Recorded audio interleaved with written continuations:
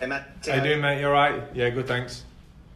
I was just wondering, first of all, how important those two games over Easter were. If we were talking this time last week, we'd have been reflecting on Peterborough, but it seems to have been a really positive response against Stoke and against Sheffield United. Yeah, I think so. I think we needed it. I think it was a frustrating game against Peterborough for us, and I think, like we say, we weren't at the level that we want to be, and the response that we showed at Stoke, obviously getting the away win, and then the home performance against Sheffield United, certainly in the second half when we had a few chances. So yeah, all in all, like you say, it was a good Easter weekend.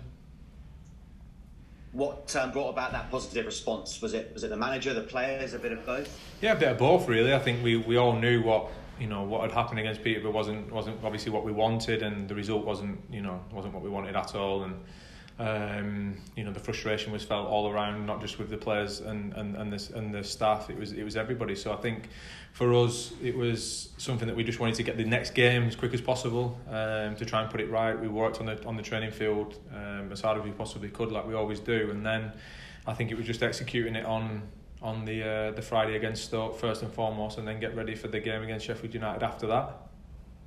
And the challenge is to replicate it for the final three games. Yeah, definitely. To have some confidence. Yeah, definitely. I just think for us, it's been a topsy-turvy season and up and down with performances, and the consistency hasn't been there. So I think if we can try and get that now with the two performances we've just had, and then now take it into these last three games and finish on a real positive note, that's what the gaffer wants, and that's what the players want. It's been quite a long season, hasn't it? How do you assess things from both a personal and a team point of view this year for Bristol City? I think from a personal point of view, I've played a lot of games, and that's been the key thing for me, running off the back of my injuries, and I've put kind of 2 back-to-back seasons together, which I'm really pleased about.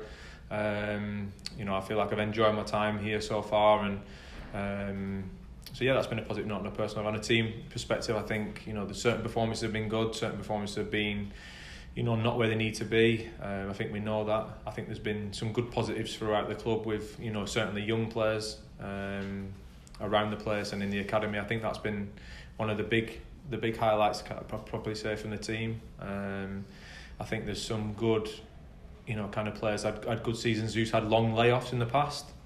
So I think that's also all stand them in good stead moving into next season. So I think there's obviously positives, and there's obviously massive areas where we need to improve, and I'm sure that that'll hopefully happen in the summer, but there for the powers that be. And you're vastly experienced, and yet you're only 30. So how excited are you about what more you've got to offer Bristol City over the next few years? 100%. I'm enjoying, like I said, playing my football now, and I try and give as much as I possibly can in every game, as do all the players, and that's kind of like the mentality that I've tried to give throughout the whole team, and that's what the manager's tried to set with his staff, is that to try and go into every game with a good mentality and a good kind of collective base, and we have tried to do that, and obviously we've come short a few times, but I think there's been a step forward in certain aspects of that inside the four walls here. But for me personally, I'm just looking forward to playing as many games as I possibly can and trying to take the club forward, and that's basically my own personal aim. And off the back of you had a team bonding exercise, cooking, which I'll ask you about how you got on personally in a moment. But how would you describe the team spirit at Bristol City, and do things like that only help matters? Yeah, I think so. I think when you do things like that as a team, you see different sides of people, and you're out of your comfort zone, and you're out of the area of the training facility. It's something completely different, and you see different sides of people, like I said, and it was an enjoyable day. There was some good food cooked, and I think there's some really bad food cooked as well. But no, it was really good. It was really good. It was a good idea, and it was probably something that we needed at the time. No evidence to back this up, but you strike me as a good cook. Definitely not. Yeah, no. I wish I was. I think I mentioned it on the video. I said my wife's been trying to get me to cook for a long time, and it's just something I've not enjoyed really. But to be fair, I enjoyed it there that day, and hopefully I'll maybe get a little bit of a buzz for it in the future, and we'll see. And as for Derby, from afar we admire them, their supporters, the way they've conducted themselves. It's been extremely difficult. Yeah. Do you have to be, on one hand, professional, on the other hand, brutal, and kick them while they're down on Saturday and get a good result? Yeah, I mean, unfortunately for us, it's our next game, and the next game for us is we want 3 points, and regardless obviously their position, that 90 minutes of football is obviously us focusing on us trying to win the game. I think after it, you can kind of feel for, like you said, the fans and the way that they have dealt with the situation. I think it is, a crying shame for a club like Derby to be, kind of coming out of the Championship League and into League One. So, from my own personal stance on it, like I enjoy playing there. I think the fans are really good, and it is a shame, but it is our next game, and we are fully focused on going there to try and get the 3 points for us to continue our form to the back end of this season. It's a part of the world you know well. Derby in League One seems hard to fathom, but no doubt they'll bounce back at some point. Yeah, I think so. I mean, I think the rivalry between Leicester and Derby is obviously quite a good one. Like I said, I've enjoyed playing there with Leicester, and the fans have always been good, and I've played there numerous times with other teams, and it's a nice stadium, nice pitch, and I think it's a big club, and it's it is a shame, but it's kind of football, and you have got a lot of respect for the fans and the people that are there, but we go there to try and get the 3 points, and simple as that. I appreciate your honesty about your cooking. Enjoy the end of the season. Thank you very much. Cheers, mate. Thank you. Hi, Matty. How you doing, mate? You all right? I just wanted to get the kind of important... Yeah, I'm all right, thanks. I wanted to get the important question out of the way first and ask how the Oreo cheesecake went down. The Oreo cheesecake went down really well. It went down really well. I think it basically pulled my team through, didn't it? Pretty much. It was a really enjoyable day, and it was good crack, to be fair. Yeah, really good. You might have shot yourself in your foot there a little bit now. I know, that's what I mean. Yeah, too much now. That's what it was. But yeah, no, it was great, and really good timing. When you say it was kind of needed, do you mean in a kind of an environment where there's less pressure away from the football pitch? I think so. Yeah, I think it's been with the whole. I think everyone kind of struggled with the whole COVID situation first half of the season still. It kind of hit around the Christmas time, and kind of a lot of people's kind of Christmas parties, if you will, or Christmas do's, where you can get some form of team bonding gets kind of cancelled due to trying to do the right thing and to try and protect the players and other people. So I think that was something that we missed out on, and then it's always difficult when the games come thick and fast to try and fit something in at the right time. So I think for us it was something that we hadn't been able to do many things like that. So that's what I kind of mean, in the sense we got to see different sides of people away from the building here. So that's what I mean, in the sense of it was kind of needed for us to kind of come together as a whole team. I think the atmosphere has been pretty good throughout the whole season. You get ups and downs due to wins and losses, but I think the gaffers tried to maintain a level playing field in terms of the atmosphere and try and be upbeat every single day. Yeah, because you can really see the togetherness within the squad. You saw it the victory over Stoke and the celebrations, and the togetherness at Sheffield United as well. It does, even despite the run of poor form that's happened throughout the season, there has always been that togetherness within the squad. Yeah, I think that's something that was from the first day of pre-season that we tried to make sure that was here. And that's been kind of with the players, with the staff, everybody together has come as one, and I think there is a good team spirit and a good team togetherness here, and I've enjoyed it, and I think all the players and the staff have enjoyed it. I just think that certain performances and certain games just haven't really gone to plan, so that does create low in confidence, or it does create certain forms of anxiety. But it's kind of the lads who are a bit more experienced and the staff to try and help some of the younger boys to kind of just weave through that, and I think the experience that they will have gained this year will be vital moving into next season as well. I kind of wanted to ask you about that and your kind of responsibility with the younger players, in particular the likes of Masengo and Scott and Benarus as well, who's midfielder. But because when you've been kind of absent, Pearson's spoken about how you're the best midfield coach in the squad. Is that kind of responsibility that you're enjoying? Yeah, I think so. I mean, obviously it's nice for the gaffer to say that, and it's appreciated, but I think for me it's kind of something that I've always tried to do and lead by example from such a young age. Having the upbringing that I had at Man United, it was something that was drilled into us. So I think for me now it's just kind of trying to help the lads and trying to make sure that in difficult times it's remain just kind of as level as you possibly can, and then in the times when they're doing really well is not to go too far neither.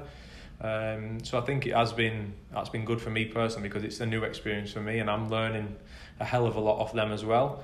So I think it stands me in good stead also from my own personal point of view, because I don't know everything, and I'll never say that I would. So I think I've learnt a lot this season, and I'll hopefully keep learning throughout my time. And if I can help the younger boys, I will do that whenever I can. And having been through the United Academy and spent so many years at Leicester, where their academy is notoriously good as well, where does kind of Alex Scott rank? Yeah, Scotty's done exceptionally well, and to be playing in the Championship for the amount of games that he has done now is exceptional, really. And I think people know that, and I think people recognise that, and I think the club recognise that they've got a player that is highly talented, and they have to make sure that we kind of look after him in the right ways, and obviously have a good plan for him moving forward. He's still young, he's still growing, he's still got a lot more years ahead of him, but I think the club needs to be excited about it, and you can see why they are. So I think for Scotty, I think he's done extremely well, and he's played in numerous positions as well, which is, for such a young lad to be able to do that, it shows great understanding of the game and willingness to learn, and willingness not to be upset because you're not playing in a position that you want to play in. So for him, he sacrificed certain things for the team, and to recognise that at a young age is obviously really, really good. And when the manager speaks about the summer ahead and the shake that's needed and the new players that can come in, is there kind of a danger that players can react negatively to those comments, or is it a motivational tool? Or yeah, I think as players, you've got to be ready for any sort of situation that kind of comes. There's always kind of talk about new players and buying new players or signing new players at every single club, regardless of how well that team does or how bad they do. So I think as players, you're used to that. Them conversations are not for players to be having, really, anyway. It's for the staff and the board and people like that. And you just come in, you work hard for your off season, and make sure that the first day of pre-season you're ready to go. That if they are unsure about certain players, that you make sure and go, do you know what, I'm going to make sure that I'm in your thoughts for moving forward, or things like that. So I think for players, you're used to for them situations. Maybe some of the young boys might be thinking, I wonder who will do it. But I think for us boys, we'll just be saying, listen, enjoy your summer, make sure you work hard, make sure first day of pre-season you're ready to go, and we start well. And that's what my message will be to the players. Thanks for your time. No worries, mate. Thank you. Cheers. Thank you. Hi, Matty. How you doing, mate? You all right? Yeah, good, mate. Good. A few weeks ago, Kasper Schmeichel, one of your former teammates, said that Leicester was still reaping the rewards from Nigel Pearson's work. I was just wondering, do you ever see any similarities from Leicester City at Bristol City at the moment? Because there are a few ex-Leicester, obviously yourself as well, but do you see any similarities as such? Yeah, I mean, I think there is similarities in the sense of, where the club's been, and obviously where it's trying to go. Certainly a long time ago for Leicester now. So yeah, there is certain obviously elements of it, and there was numerous young players also coming through at Leicester when I was there. There's also numerous young players here and talented players here. So I think they're the similarities, really. And obviously if we could try and replicate Leicester's success, that would be great, 100%. Yeah, because when Nigel obviously signed you last summer, was it a different kind of selling point to you compared to when he signed you for Leicester City, perhaps? Yeah, I think so. I mean, I think when I was signed for Leicester, I think it was 2021. So I think it was in the sense of I was obviously such a young player and obviously didn't have the experience. It was to try and come in and try and be energetic and just obviously be around the place and work my way into the team. They had numerous other players there, so it was a different selling point. This one was obviously, I want you to try and help with obviously a little bit of a rebuild, if you will. We've got quite a lot of young players. Can you come in and kind of be a little bit more experienced, a bit similar to when I was at Barnsley and when I was at Coventry, really. So yeah, it was a little bit different, but it was the right decision, and I've enjoyed my time. Yeah, because just my last question is the centre midfield option perhaps seems to be one of the hardest positions to get into. Nigel believes in maybe the strikers, but it seems that there's so many options in central midfield and so many different players that you can have a defensive midfielder or a player like Alex Scott, excites fans. Yeah. But do you think perhaps it's the hardest position to get into? Yeah, I mean, I think there is other positions where there is kind of competition, but I mean we have got an array of players in there that can play numerous positions and numerous systems, whatever the gaffer may choose. So I think it's always good for a squad to have competition, and I think that's what we probably need a little bit kind of more of as well moving forward, so that the squad depth, so that we can obviously compete in training every single day, so that it creates a buzz. And then, you know, that's the kind of the process that obviously we're all looking for, and that means that every single day is a tough day, and if you're not at it in training, then you can't expect to play. So I think, you know, certainly in the midfield area it is a strong area, but like you mentioned there, there's